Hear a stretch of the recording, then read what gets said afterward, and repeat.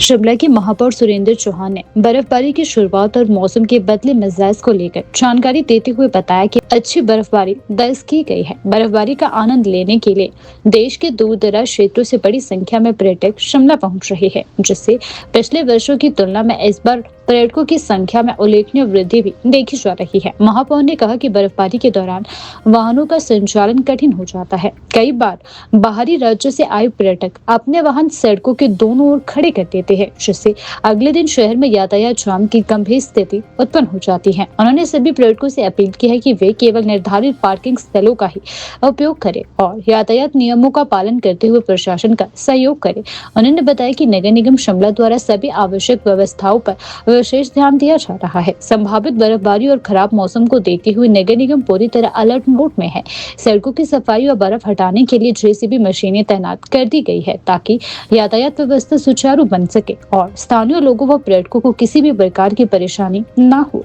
महापौर सुरेंद्र चौहान ने शिमला आने वाले पर्यटकों और स्थानीय नागरिकों से सफाई एवं स्वच्छता बनाए रखने का भी विशेष आग्रह किया। उन्होंने कहा कि शिमला की प्राकृतिक सुंदरता और स्वच्छता बनाए रखना हम सभी की सामूहिक जिम्मेदारी है और इसके लिए नागरिकों व पर्यटकों का सहयोग बेहद जरूरी है। उन्होंने यह भी जानकारी दी कि बर्फबारी से जुड़ी समस्याओं के समाधान के लिए सभी वार्ड पार्षदों के साथ बैठक आयोजित की गई है। इस बैठक में बर्फबारी के कारण उत्पन्न होने वाली संभावित समस्याओं जैसे सड़कें बंद होना, फिसलन, पानी और बिजली आपूर्ति से जुड़े मुद्दों पर चर्चा की गई और उनके तत्काल समाधान की रणनीति भी तैयार की गई है। देखिए, सबसे पहले तो मैं सबको बर्फ़बारी हुई इसका सबको बहुत बहुत बधाई। 3 साल के बाद, तीसरे साल के बाद अब आज इस बार शिमला में अच्छी बर्फ़बारी हुई है और आगे भी उम्मीद है कि बर्फ़बारी होगी। बर्फ़बारी के साथ कुछ चीज़ें ऐसी आती है जो थोड़ी परेशानी और लेके भी आती हैं इस तरह का, जैसे कि हरा रास्ता ख़राब होना, बंद होना, बर्फ़ की वजह से ट्रैफिक की समस्या आना, बिजली की समस्या आना, तो ये समस्या भी बर्फ़ के साथ आती है। तो हम इससे निकल के आए बाहर और मैं अपने कर्मचारी और हमारा जो स्टाफ है, फील्ड का स्टाफ है और जो हमारा मशीनरी चलाने वाले एम्प्लॉइज़ है, कर्मचारी है, उन्होंने बहुत कड़ी मेहनत की, जिसमें लगभग एक जिम्मेवारी हमारे ऊपर 26 जनवरी की भी थी, जिसको लेकर के 23 तारीख को या बर्फ़बारी हुई, तो 23 तारीख के या 24 तारीख से लेकर 26 तारीख तक हमारे कर्मचारी और हमारे जो और मशीनरी जो चलाते हैं, रोबोट और मशीनरी जेसीबी चलाने वाले, उन्होंने भरपूर रात दिन मेहनत की और काम किया और इसको एक सफलतापूर्वक हमने 26 जनवरी का प्रोग्राम भी किया। इसके साथ साथ ही हमारे जो शिमला के अलग वार्ड्स में जहाँ रास्ते बंद पड़े रहते, सबसे पहली प्राथमिकता हमारी हॉस्पिटल्स थी। हॉस्पिटल चाहे कमला नेहरू हॉस्पिटल था, इंदिरा गांधी हॉस्पिटल था, हमारे चमियाना का हॉस्पिटल था, सबसे ज़्यादा इमरजेंसी जो है उन रोड को खोलने की प्राथमिकता थी, जिनको हमने समय रहते सब साथ के साथ हमने खोला भी और उनको सुचारू रूप से सड़कें भी खोली। और इसके अलावा साथ जहाँ जहाँ वार्ड्स के अंदर हमारे जो रोबोट के छोटी छोटी मशीनरी है, जो हमारे छोटे रोबोट भी है, उनको भी हमने लगाया और उसके सारे मैक्सिमम जो रोड है वो हमने खोल दिया। कुछ हमने लेबर भी हायर की थी, लगभग 120 लोग हमने कॉन्ट्रैक्टर के माध्यम से किया था। जहाँ हमारी गाड़ी नहीं जाती है, रोबोट नहीं जाते हैं, तो उनको हमने लेबर के माध्यम से भी मैक्सिमम रोड को खुलवा दिया। देखिए, आज और कल जैसा कि मौसम विभाग के द्वारा जानकारी है कि बर्फ़बारी होनी है, तो उसके लिए हम तैयार हैं और बर्फ़ का पड़ना एक शुभ संकेत माना जाता है, ऐसा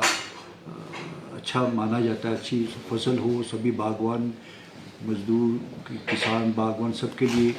ये बर्फ़ का पड़ना शुभ संकेत है और इस ज़मीन पे सभी किसानों को भी, बागवानों को भी फ़ायदा रहता है और आगे गर्मी में हमारे पानी की कमी ना रहे, इसके लिए बर्फ़ का पड़ना बहुत अच्छा। और अगला मौसम जो है, सर्दी अच्छी बरसेगी तो आगे बरसात और गर्मी भी ठीक पड़ती है। बस आए हैं मामले कुछ, जैसे सूखे पेड़ों का और जैसे उनके टहने गिर जाते हैं, तो टहने के टूटने से कई जगह हमारे अभी पिछले हमें जब हमारी बर्फ़ पड़ी थी ये 23 तारीख को, तो उसमें कई जगह पेड़ भी गिरे हैं, जो सूखा पेड़ उसके बड़े बड़े टहने गिरे, तो उसकी वजह से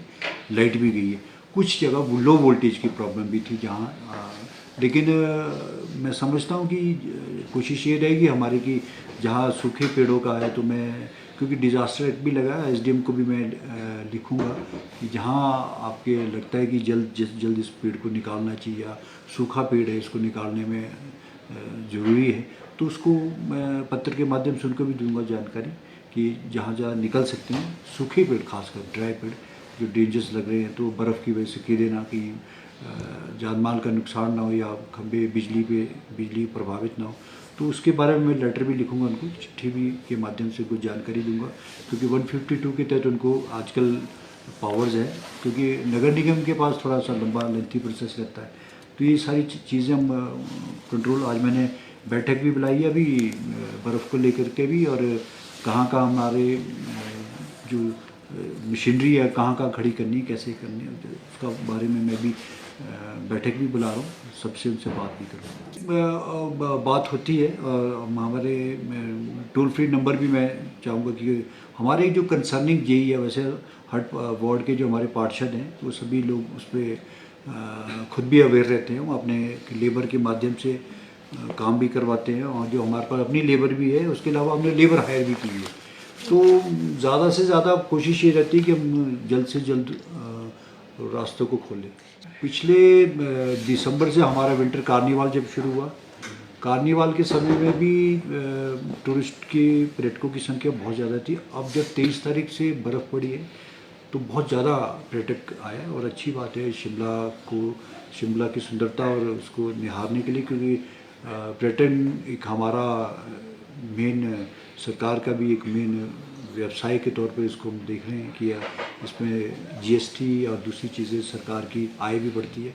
साथ के साथ हमारे पर प्रेशर ज़्यादा भी पड़ता है, क्योंकि शिमला पर्यटन नगरी के साथ साथ यहाँ का फुटफॉल भी बढ़ जाता है, तो लाखों की संख्या में जब यहाँ टूरिस्ट आता है तो उनको सेवाएं देना, उनकी गाड़ियों की करना, पार्किंग की सुविधा देना, बहुत सारी चीज़, क्योंकि हमारे पास इतनी लाखों की संख्या में जब गाड़ी आएगी तो पार्किंग की सुविधा भी कम है, तो जितनी है उसको हम कोशिश ये करते हैं कि हमने रिस्ट्रिक्टेड रोड्स को भी खोला था इस बार। हमने पुलिस विभाग के साथ मीटिंग की थी कि जहाँ पर आप गाड़ी खड़ी कर सकें, क्योंकि पिछले दिनों हमारे पास ये समस्या आई कि पर्यटक बाहर से आए तो गाड़ियाँ जो है दोनों साइड लग गई, जिसका खामियाजा जो है अगले दिन ट्रैफिक जैम से हुआ। तो वो थोड़ी सी आपके माध्यम से कहना चाहता हूँ कि जो गाड़ी लगे